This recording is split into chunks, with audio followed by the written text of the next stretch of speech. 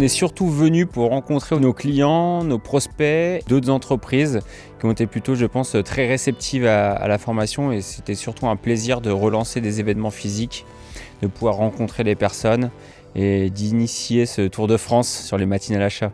Ces échanges sont toujours fructueux avec d'autres acheteurs de la région, pas forcément du même secteur d'activité, mais ça permet d'échanger sur la fonction achat qui est en pleine évolution ces dernières années. Promouvoir cette fonction au sein de notre société puisque c'est vraiment un vecteur de performance pour nos sociétés. Ça fait quelques années en fait que je propose à BME de partager mon expérience pour les aider. Ils nous ont pas mal aidés quand je suis arrivé dans mon entreprise Medtronic et je viens leur rendre l'appareil, c'est-à-dire d'expliquer ce qu'on fait ensemble, d'expliquer pourquoi on le fait ensemble.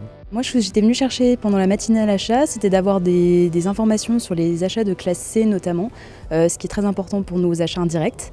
Et puis avoir d'autres informations, rencontrer justement d'autres acheteurs, d'autres domaines, c'est toujours intéressant et enrichissant. Et ce matin, je suis venu chercher un instant de rupture par rapport à mes activités du quotidien. Et puis aussi prendre quelques informations, regarder quel est l'état du marché, en particulier sur les achats de classe C.